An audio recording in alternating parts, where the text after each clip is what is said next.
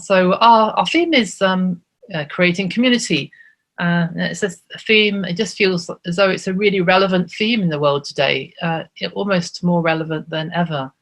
On the one hand, with the situation with the coronavirus, causing a great sense of isolation for some people and separation, and on the other hand, there's a sense also of this worldwide community almost sharing. We sort of know what people are feeling, don't we, in a certain sort of way across the world, sharing something so intrinsically similar in our human condition. And also for ourselves, as a sense of awareness of community and lack of community in our own experience, very much on our minds. Whether you're living on your own, I know some people will be living on your own, or perhaps you're jammed together in a really tight family situation, or with nobody going out. Yes, it's all very much on our minds. I wanted to share with you to start with. I've been reading this really amazing book in the last wee while. It's called The Hidden Life of Trees. And whilst writing this talk, I've been reading that, learning of the collective life of forest trees. So if not tampered with by man and left to grow naturally, trees in a forest act apparently not just as individual trees, but as a sort of collective organism that ensures that all parts of the forest are nourished equally. So I'd heard of some forests doing this, but it seems to be a much more general thing than I'd realised. So within the forest, there'll be some large trees that sort of really grow up into the canopy. They're ones that their leaves are opening up into the sky, leaving the sun and the rain, able to photosynthesize, and they create the sugars that then nourish the tree. But some of the smaller trees are actually within and underneath the canopy of leaves, so they never really get to see the light.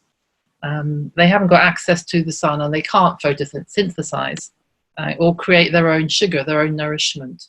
But apparently the amazing thing is, according to the researchers, that all the trees, when they looked into it, receive an equal amount of nourishment. They receive an equal amount of the sugars, whether they're able to create it themselves or not. And that's because there's because of the interconnecting network of roots underneath the whole forest, that the roots are actually joined up as one system. And it's just really wonderful to think that. So this is like European trees like the beech and the oak, not just sort of exotic specimens in another country. So there's this wonderful sense of connection. And as I read on about it, I discovered even more that in a sense, that the most important thing, one of the most important things, I guess, for the health and well-being of the forest was that its canopy of leaves is kept intact. So like when you see an aerial photograph of a forest, it's just like a sea of leaves, isn't it? You don't see lots of gaps usually. So in a healthy forest, it would just be this great sea of leaves. But if one tree fails and dies, it sort of opens up the canopy to the weakening effects of winds and storms. And that can damage the trees and lead to rot and disease in the trees. So the trees make a great effort to, in a way, to keep each other alive, because it's for the well-being of all. When the canopy is whole and the forest can then withstand huge winds and enormous storms, and it's as though it acts as one being, it sort of moves as one being. It's a strong, the forest is very strong. I read that, I thought, was such a beautiful image for Sangha and community, this forest. So it's not that each tree or any tree really holds itself back for the benefit of the other trees. They all strive to grow and be of their best, but at the same time there's this sharing out of nutrients in the root system that keeps the whole system stable and balanced in a way that this whole is greater than the sum of the parts. And I was thinking, as human beings, our lives are really very much like that. And actually, for survival, we depend on a vast network of other people. And when you really look into that, it's vaster than we think. It's probably infinite. It stretches to infinity. There's no end to this network of interconnectedness of what we rely on, actually. So it's human beings, it's other animals, it's insects, it's microbes. It's impossible to see where our dependence actually ends, if it does. Sort of hard. I think it's sort of hard for human beings to take that in, actually. in our current modern era. It's as though in our modern world, the assumption has been that we can do it all on our own, that we're pretty much in charge of nature and we don't need each other. I think they're very strong views that we somehow, maybe we've been born into them, but they're also really quite deluded ones, bearing in mind the reality of the situation. So questions and reflections that came up from that for me were, well, as human beings, what do you think? Do we need community for our lives to stay healthy, to stay alive even? And how might we experience that more? And another question, as spiritual beings, do we need community to stay spiritually alive and well? And how do we experience that? How might we experience that more? Yes, so we're an interconnected world. I think really the events of the past few months have shown that, you know, really very, very strongly indeed, haven't they? Even more than we could have even thought was the case. So the coronavirus pandemic, a virus emerging in China, which is such a long way away, has swept across the entire planet, reaching even some of the most remote parts of that planet in weeks. You know, who would credit it? It's caused devastation, and yet on another level, it's brought the world together. It's this paradox. There's a sharing, a deeply common sharing of human experience, which maybe it's unique in history that we've been able to share an experience in that sort of way, such an existential experience. Yeah, I think what we have in common as human beings has been easier to see than ever. The fear, the anxiety, the isolation, the suffering, the railing against all of it.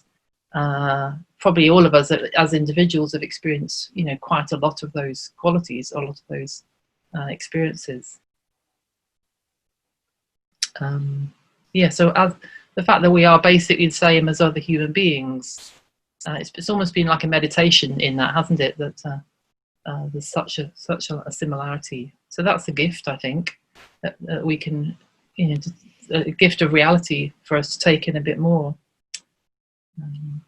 I think our interconnection has also brought us joy. There's been some joy in the, well, I felt so anyway, the amazing wave of creativity that I've seen, you know, the gifts that have been flowing in the form of, on the internet, free concerts, free meditations, free retreats, books, films, silly videos that people have shared for a bit of a laugh. There's been this sort of flow, haven't there, of creative ideas that seem to emerge really quickly in the coronavirus.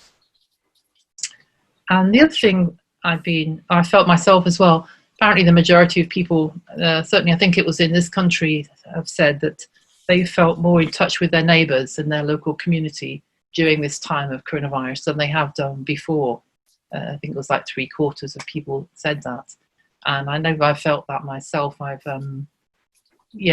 felt as though there's something I can ask people about, or I've got a sense, I know what they're thinking, or I know what they're, I remember walking along the street and seeing an elderly man walking along, looking a bit on his own, and I shouted across the street to him, "You all right? How are you?" I wouldn't normally have done that. You know, it's something I felt I had permission to connect, I think because of knowing was this common experience. So there's some beauty in that too, isn't there? That sort of shared human experience can lead to connection in that way. The interconnected world we've had, well, it's also throwing into high relief the pain of injustices, such as those to do with the prejudice over colour and race. That's very much in the news at the moment. People not feeling their lives matter to others due only to the colour of their skin, perhaps. Maybe that's the only thing. And we're hearing about the effect of those injustices on people's lives, on their health, on their well-being. Very, very painful to hear about. So there's very, very great sufferings that we're hearing about. Huge issues are being laid bare, actually, caused by human greed and prejudice, caused by the self-centeredness that actually we all have in the grip of delusion, anger, and craving. When I was just a quote that I remembered: "Be the peace you want to see in the world. Be the peace you want to see in the world." That's a quote from Martin Luther King. And I thought that was just a very appropriate message for us as well. To if we want to be of benefit, of help, then we need to be that peace, exemplify that. Because the thing is, none of us is free of prejudice of one sort or another, however much we would like to be, or however much we think, my God, that's awful, what's happening over there, or what's happening over there. That sounds dreadful. I couldn't imagine that. But the fact is, if we look into our own hearts and minds, which is what we really need to do, we recognize that, we ourselves probably experience quite a bit of bias, prejudice, preference. It's just quite endemic, I think. It's very hard to avoid it. All we can really do is try to become aware of it, I think. And prejudice prevents community. With prejudice, to the extent that we do have those tendencies to like and dislike, then it's very, very hard to, in a way, create a sort of free-flowing community of trust and connection, isn't it? It stops us seeing a person as a person. We see them as something else instead. So these are all issues, not just for the world, but they're issues for us. As Dharma practitioners, as people who want to create a better world, you might say. Issues we must face in ourselves if we are to be agents to relieve suffering, if we want to encourage more wisdom and compassion to take root in the world. Yeah, so I was just thinking, can we see in ourselves more clearly what leads us to take sides? Obviously, we probably try not to take sides, but what is it that leads us to take sides, form likes and dislikes, take one person's views and opinions or one person's needs more seriously than another's? Because questions to think about. And if we're really honest with ourselves, do we ever notice ourselves, for example, taking, a man's opinion more seriously than a woman's, or the other way around? A highly educated person's views more seriously than someone with less education? A white person's experience, is that more important than a black person's experience? Do we tend to look towards, be attracted by a younger, good-looking person more than an older, less attractive person? So I think we're going to have some of those pulls in ourselves, and just being honest with ourselves, what's going on in our hearts, in our lives, so that we can begin to sort of open it out, I think, and think about it. Because our upbringing and our conditioning will lead us to hold a certain position in relation to life. It's quite very deep, quite unconscious, isn't it? Based on the groups we belong to, it's very, very deep. Hard work to see into this, and I think it's so important to sort of see into these views in ourselves, so that we can actually begin to transform them and to be to come out into the world as free agents without those those pushes of aversion and like and dislike just ruling us ongoingly.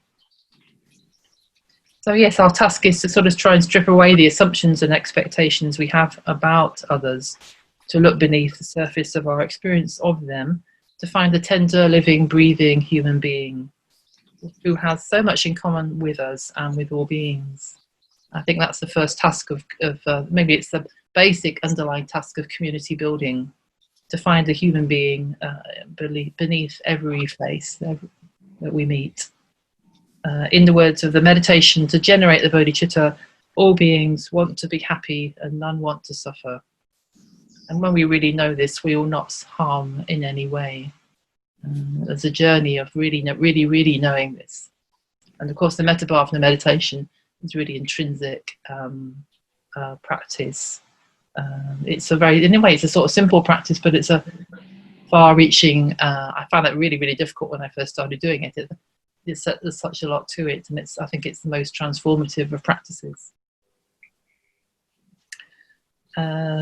Yes. So that's it, really. In a way, to become agents of peace and harmony in the world, able to positively affect this world, requires us to continually look at our self-transformation, which brings us back to the theme of Sangha, I think, because without the Sangha, this depth of transformation, this depth of seeing into ourselves would be very, very hard work indeed, very, very difficult. We'd feel very unsupported. It might not even be possible in some ways, I think, for some of us. Without that support and encouragement, that communication of sort of successes and failures, and laughter or commiseration when things maybe go a bit wrong, we can admit our mistakes, to advice and challenge, and just also that we've seen some people go ahead and do it. Someone's exemplifying patience in the patience in the light of not getting what they want, or some sort of difficult situation where you think, I couldn't be patient like that. They usually, well, they can, and so I can learn to do that myself. So yeah, I think we get discouraged, distracted, get lost along the wrong path in some ways, without a Sangha to be part of, or to help guide us. And also there'd be perhaps no one or less people who understood what we were trying to do with our lives. I think that actually for me, that was probably my first most important experience of Sangha, was that sort of feeling on the same wavelength, I think, with others.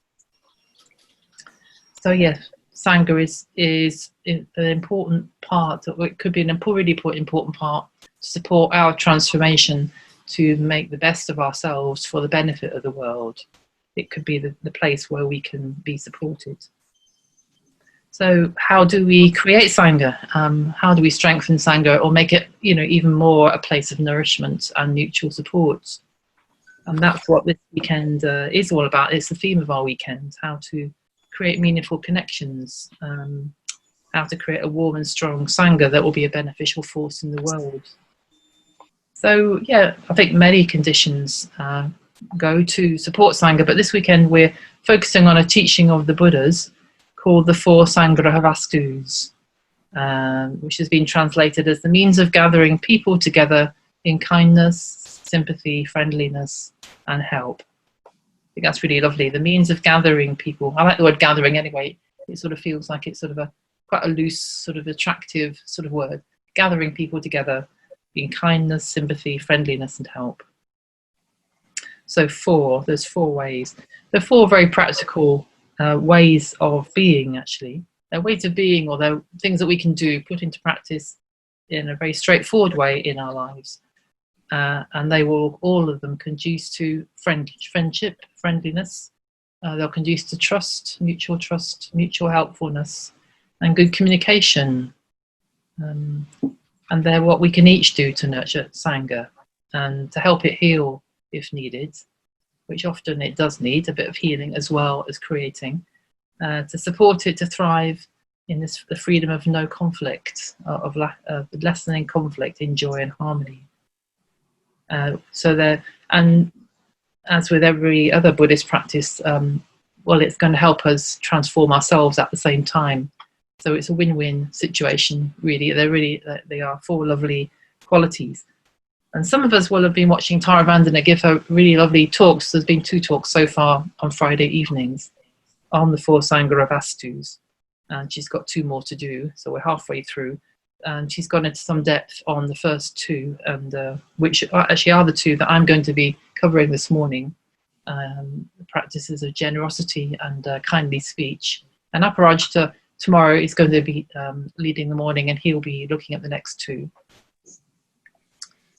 Meaningful action, that's action that's beneficial and helpful, and exemplification, which I tend to feel as though it's something to do with practicing what we preach, being sincere and authentic as we share our lives and practice with others.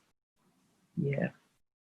But so this morning it's generosity, and it's kindness and love expressed through speech. Yeah. So I'll say a bit about each one now, and again we'll have a bit of time to explore in groups. I haven't got a lot of time to say much about them, actually, so I've sort of gone into Tara Vandana said much more about each of them. I've actually pulled out a couple of points about each quality that I've just wanted to share. I found it interesting. So, I don't know if you can hear the cat. Got a cat wants to come in. Anyway, it's not coming in. I'm not going to be generous at the moment. So yeah, generosity. Well, we've all felt how a generous act creates connection. I'm sure we will have felt connected when we're given something and we actually feel the warmth and the genuine feeling of the giver. Yeah, how we feel, does that sort of open the heart and we feel some connection arising. Yeah, it's a sort of, sometimes I feel touched, I think. I feel touched. And that feeling of touch opens the heart. And that's, it's as though we're meeting each other in the realm of the heart through that sort of sense of being touched. And so, yeah, trust comes into being naturally. And I think there's something about being seen when you sort of receive a gift, or you actually when you give a gift. There's the quality of you're sort of, you feel as though you've been seen by somebody when you receive a gift. You feel in connection, and that quality of being seen in connection, I think it's very human. I always feel I feel more human somehow in that sort of sense of connection. I think isolation is quite a very difficult experience, isn't it? And I think for humans, we need to be connected. So that trust, I think, can build up, and each time we trust and that trust is held true, this capacity to trust allows our sort of hard independence or sense of that we need to do it on our own can begin to sort of just melt away a little bit. Yeah, I think all this happens at quite a deep place within us. Being touched by perhaps the kindness of a generous act. And it's something, I think it's a real feeling. We remember it, we treasure it. And there's a recognition of a link made with somebody through that. So all that can happen, I think, in a moment. It doesn't need to be a big thing or a big gift necessarily for that to happen.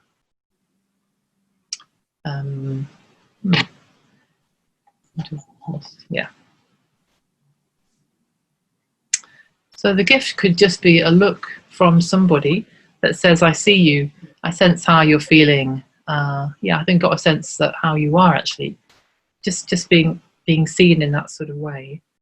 I appreciate you being there. So the gift can be a really simple gift, and I think that's one of the best ones, isn't it? To feel noticed by somebody. Yeah, you're a human being, I can see you, I acknowledge you. So we can give in so many ways and give so many things. And perhaps I thought, well, perhaps it doesn't really matter so much what it is. It's the spirit of giving that seems to be the most important thing. And I think I'd like to talk a little bit more about, is this gift of ourselves or gift of our presence, our gift of our awareness of somebody else, which feels very much to do with the sort of microcosm of Sangha. It's it feels like it's the essence of Sangha. So what does that mean in practice, sort of giving our presence, giving ourselves? I've thought about this a bit in lockdown. I think was I saying it, but I'm very fortunate to be living with the Sangha here. And living in a community with 4 other Buddhist women in a spiritual community. And many times I've actually really felt how fortunate that is. I can actually, have Sangha friends in Sangha nearby. I can sort of talk to them. I can even hug them. And some people are just on their own. I was very, very fortunate.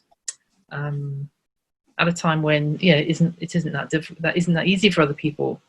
So you might think that being present and giving my awareness with others would be easy and enjoyable and a piece of cake.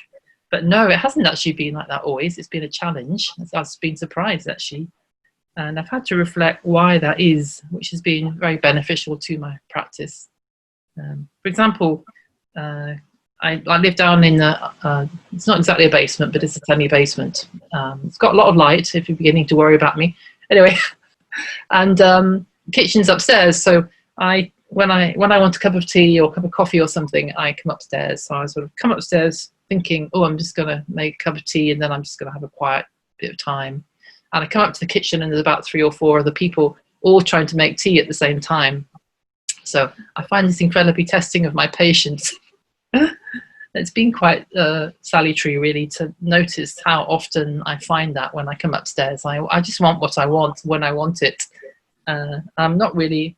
I remember standing there once at the kettle thinking, "Oh, Dayanandi, this person also wants some tea. You could let them go first." And how resistant I really was, to that, or just as sort of really experiencing that person as another person who had needs as well.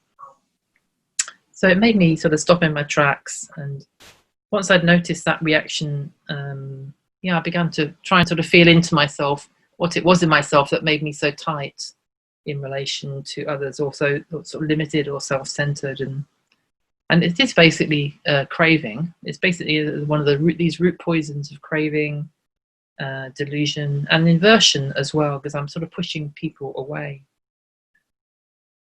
Yes, I thought I'd mention this because in a way this is what it comes down to, really, the sort of level of the work that we have to do on ourselves. And I've been practicing the Dharma for, say, 40 years, and there are still, it's not as though perfection just sort of coast along on this sea of perfect equanimity all the time. There are things to work on, and there's a bit more to work on. And those are I suppose they are very, very deep tendencies that we need to meet in ourselves in order to combat things like prejudice, to combat self-centeredness, the basic lack of interest in the sense that we may have in other people when it comes down to it actually. So it's been humbling, and it's needed a lot of kindness towards myself as well. To open up to that, and I think it's been really, really fruitful. And I've what am I writing here? One thing I learned about myself was how difficult it is to really connect with somebody else if you're not feeling connected with yourself. I suppose that's what it came down to. I just needed to be a bit softer and a bit more spacious, and So yes, let's see how long I've had so far. Oh, okay, forgot to set the timer. Okay, so yes. So I thought that's one simple example of practicing generosity. And I thought, well, what is it that inspires me to be present or to try and practice generosity? To give of my presence in the Sangha, and I've just sort of feeling how inspired I am actually by the Sangha, by the power of the Sangha, and have a lot of faith in the Sangha and the necessity for it. And I want to contribute to that. In a way, my life has been very much in the service of that, because I've seen over and over and over again the potential of Sangha, the power of Sangha, the need for it, and the way it's helped me and so many people. And countless people over the years. I've got a vision for Sangha as a bodhisattva, as a sort of enlightened being, in a sense that collectively we can be much more than the sum of the parts. It's worth putting in the work to have that experience. Sometimes I can experience groups as colluding or people sharing opinions unthinkingly, but my experience of Sangha isn't usually like that. It's sort of different.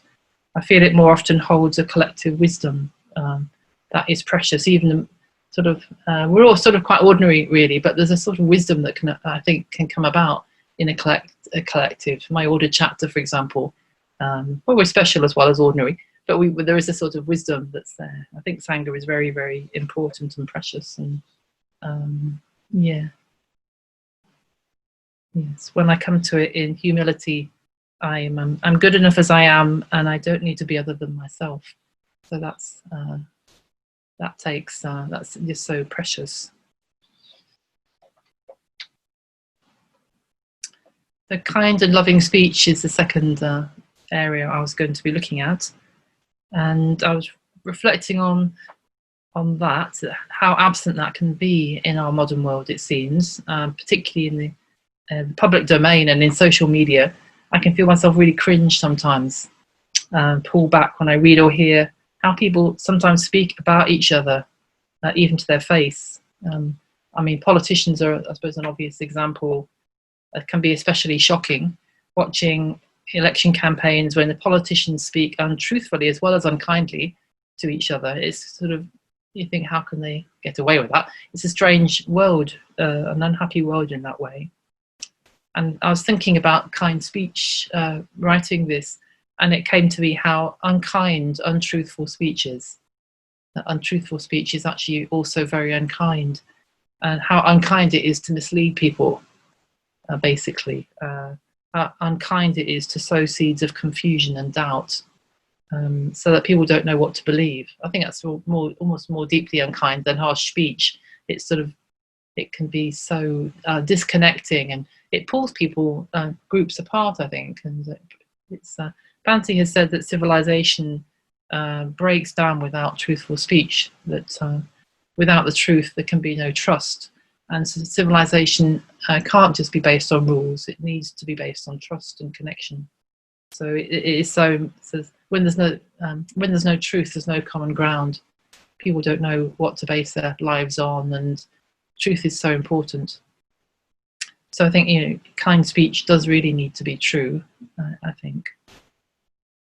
Yeah, so this Sangharavastus of kind and loving speech, it's not just nice speech, it really has to plummet down to the truth. It goes far deeper than we might think. And of course, I think to be truly kind, we must speak the truth gently as well. Without self-righteousness, I think we can be sort of, you know, accurate and true, but with a bit of an edge. And I think that just sort of pushes people away. It's just the ego coming out. If we can speak truth without harshness and being careful about our own motives and the manner in which we're speaking, it's going to be so beneficial out there in the world. So yeah, I believe kind and truthful speech is intrinsically beautiful, very, very beautiful. It's and I think we all recognise that, and we open. If we thought, maybe think about an example of receiving speech that's been kind and loving. How has that been for us? Being on the other end of kindness, it sort of makes you open up, doesn't it? Like a little flower, sort of, we open our hearts to that.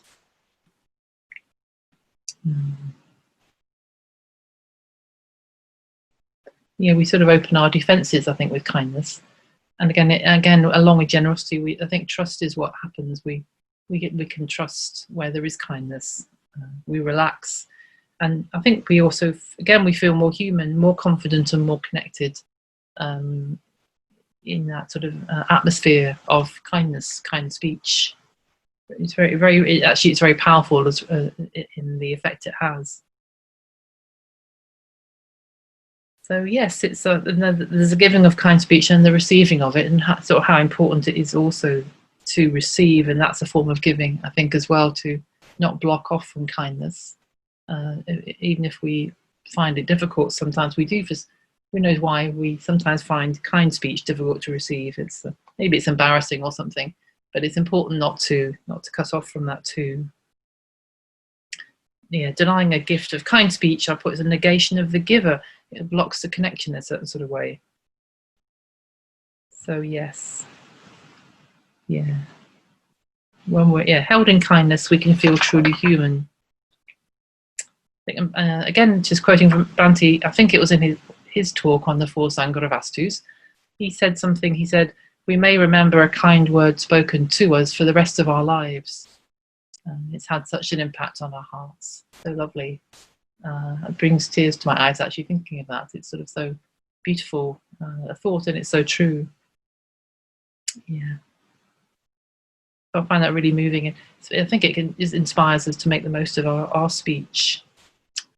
So yes, those two qualities, giving, generosity, kind speech, you can sort of see how obviously they would be a very solid foundation or connection, just for any connection with people, family, friends, but also, as we're talking here, community and Sangha, very, very, very human, necessary qualities.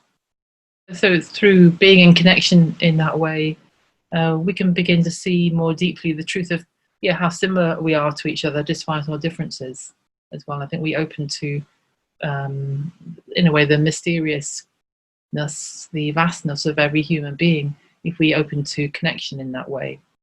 We feel that we're united even more by the things we have in common, that we all want to be happy and no one wants to suffer, that we really are all very tender beings.